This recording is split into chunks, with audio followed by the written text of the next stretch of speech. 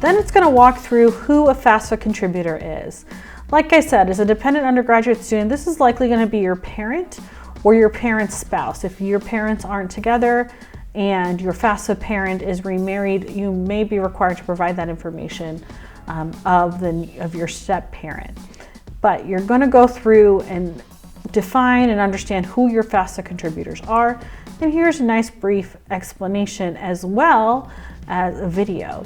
If your parents aren't together, they're divorced, separated, or were never married, you might be confused about who your FAFSA parent is going to be and who's going to be that FAFSA contributor. Here are the scenarios that you want to consider and go through and find which one applies to determine who is your FAFSA parent.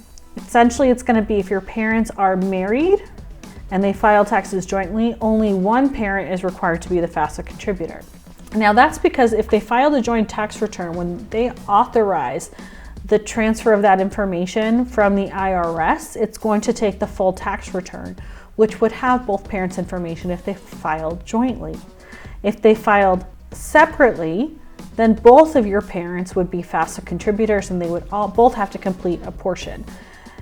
Now, this is important to know because anyone who's a FAFSA contributor does need to have their own FSA ID, username, and password. Now, if your parents are divorced, separated, or never married, and they don't live together, you're going to be choosing the parent who provided you with the most financial support in the last 12 months. If they provided you the same amount or equal amount of support, then you will be choosing the parent with a greater income and assets to be the contributor to your FAFSA. If your FAFSA parent is now married, so you determine who your FAFSA parent is, and they didn't file taxes with their current spouse or your step parent, your step parent or that spouse is also going to be a FAFSA contributor on your FAFSA application.